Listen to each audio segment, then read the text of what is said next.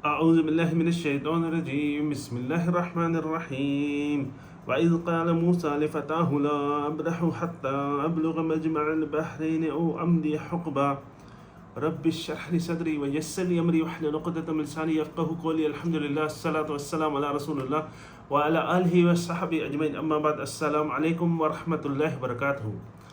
اللہ سبحانہ وتعالیٰ نے ہمیں غیب کا علم نہیں دیا، لیکن تھوڑی سی چیزیں اللہ تعالیٰ نے سورہ کہف میں غیب سے تھوڑا پردہ اٹھایا ہے کہ جو چیزیں آپ کو سامنے سے لگتی ہیں کہ وہ غلط ہے، لیکن اصل میں ان کی حقیقت کیا ہے۔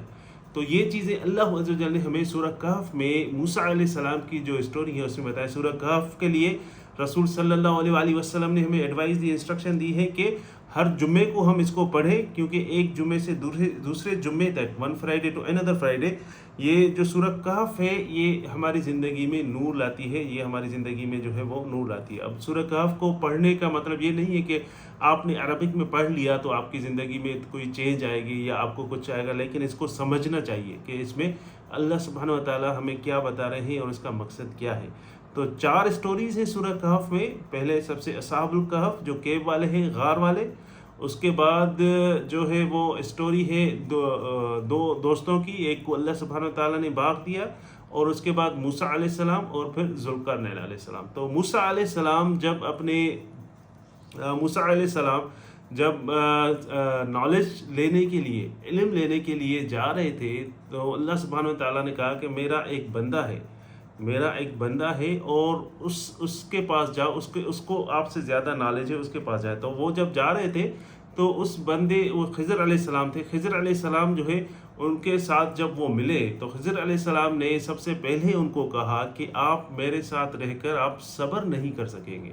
مطلب آپ پہلا لیسن جو ان کا تھا خضر علیہ السلام کا، کہ جو آپ میرے سے کویشچن ضرور پوچھیں گے، جو بھی میں کروں گا اس میں آپ سوال کریں گے، کیونکہ آپ کو صبر نہیں ہوگا، آپ کے پاس پیشنس نہیں ہوگا۔ یہ ان کا پہلا لیسن تھا، پہلا ایڈریس تھی کس کو؟ موسیٰ علیہ السلام کو۔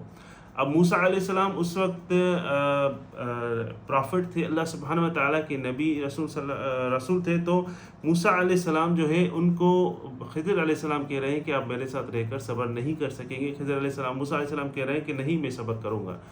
اب جب وہ گئے دونوں تو انہوں نے پرمیشن دی خضر علیہ السلام نے، ٹھیک ہے آپ میرے ساتھ آئے۔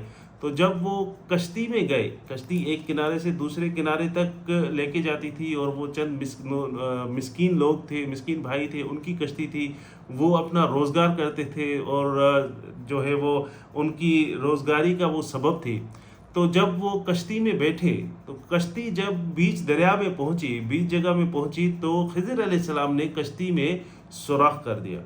اب کشتی میں سوراخ کرنے کا مقصد کیا ہے؟ جو بھی ہے سارے ڈوب جائیں، مطلب اس کشتی میں ایک عیب کر لیا، ایک کشتی میں نقصان کر دیا۔ تو موسیٰ علیہ السلام کی جگہ اگر کوئی بھی ہوتا ظاہر سی بات ہے وہ سوال کرتا، کیونکہ موسیٰ علیہ السلام نے بھی سوال کیا، کیونکہ یہ ظاہر سی بات ہے کہ سارے جو ہے وہ ڈوب جائیں، آپ نے کیوں ایسا کیا؟ کشتی چل رہی ہے آرام سے، سکون سے، آپ نے کیوں ایسا کیا؟ کوئی بھی ہوتا سوال کیا، موسیٰ علیہ السلام نے بھی سوال کیا۔ اس کے بعد جو ہے وہ جب وہاں کشتی سے اترے، پھر ایک لڑکا دیکھا، وہ لڑکے کو خضر علیہ السلام نے قتل کر ڈالا، بغیر کسی وجہ کے اس کو قتل کر ڈالا۔ اسی پہ بھی آپ ہوتا، میں کوئی بھی ہوتا، وہ سوال کرتا۔ موسیٰ علیہ السلام نے بھی سوال کیا کہ بے گناہ بچے کو آپ نے کیوں قتل کیا؟ تو اور اس کے بعد جب گاؤں میں گئے، وہاں پہ دیوار دیکھی، دیوار گر رہی تھی، اور دیوار جو ہے وہ اس کو گرانے کے بعد اس کو دوبارہ کھڑا کر دیا سیدھا کر کے۔ تو دیوار کھڑا کرنے کے بعد اس سے کوئی اجرت نہیں لی اور کوئی مزدوری نہیں لی ان سے، اگر لے لیتے تو کیا ہوتا؟ ان کو کھانا مل جاتا، کیونکہ کھانا نہیں دے رہے تھے اس شہر والے۔ تو یہ بھی جو چیز تھی، موسیٰ علیہ السلام نے اس پہ بھی سوال پوچھا۔ اگر آپ ہوتے آپ بھی سوال پوچھتے کہ آپ نے فری میں یہ دیوار کیوں بنا دی؟ تو موسیٰ علیہ السلام نے یہ سوال کیے۔ اب یہ جو ساری چیزیں اگر آپ ظاہر میں دیکھیں گے، اگر آپ اپنی آنکھوں سے دیکھیں گے تو آپ کو کیا لگے گا؟ یہ ساری چیزیں جو ہے وہ انجسٹس ہے، وہ ناانصافی ہے۔ ایک تو ناانصافی اس دنیا میں تو ناانصافی ہوتی ہے، لیکن قیامت کے دن اللہ سبحانہ و تعالیٰ کا انصاف ہوگا۔ لیکن کچھ انصاف اللہ سبحانہ وتعالیٰ نے دنیا میں بھی رکھا ہے. تو اس میں یہ ساری جو چیزیں تھیں ان پہ موسیٰ علیہ السلام نے صبر نہیں کیا، لیکن کوئی بھی ہوتا تو اس پہ صبر نہیں کرتا. لیکن اس لیے جب بھی کوئی چیز آپ کو بری لگتی ہے تو آپ برا سمجھتے ہیں اس کو، یا اس کو کہتے ہیں، یا اس کو روکنے کی کوشش کرتے ہیں. یہ حدیث میں بھی ہے کہ کوئی بھی چیز اگر آپ غلط ہوتا دیکھیں تو اگر آپ کے پاس طاقت ہے تو اس کو اپنے ہاتھ سے روکیں. اگر آپ کے پاس طاقت نہیں ہے ایٹ لیسٹ آپ بولیں. اگر آپ بول بھی نہیں سکتے تو ایٹ لیسٹ اپنے دل میں اس کو برا سمجھیں. تو یہ انجسٹس تھا سامنے دیکھنے میں. غریب نوجوانوں کی کشتی تھی، ان کا روزگار ختم ہو جاتا، ان کی جو ہے کشتی میں سوراخ ہو گیا. ایک ماں باپ کے بچے کو جو ہے وہ قتل کر دیا، اور اس کے بعد دیوار کھڑی کر دی فری میں، اس میں کوئی پیسے بھی نہیں لیے. تو اس کے بعد اللہ سبحانہ وتعالیٰ ان غیب سے تھوڑا پردہ اٹھاتا ہے اور بتاتا ہے کہ یہ ساری چیزیں کیوں ہوئی. اسی طرح ہماری اور آپ کی زندگی میں کافی ایسی چیزیں ہوتی ہیں جو ہمیں سمجھ میں نہیں آتا اس وقت، لیکن کچھ سالوں کے بعد یا کچھ عرصے کے بعد پھر پتہ چلتا ہے یہ اس لیے ہوا کیونکہ مجھے اس جگہ پہنچنا تھا، یہ اس لیے ہوا کہ مجھے یہ جاب ملنی تھی، یہ اس لیے ہوا کیونکہ یہ بھلائی میرے لیے لکھی ہوئی تھی. یہ بعد میں ہمیں پتہ چلتا ہے.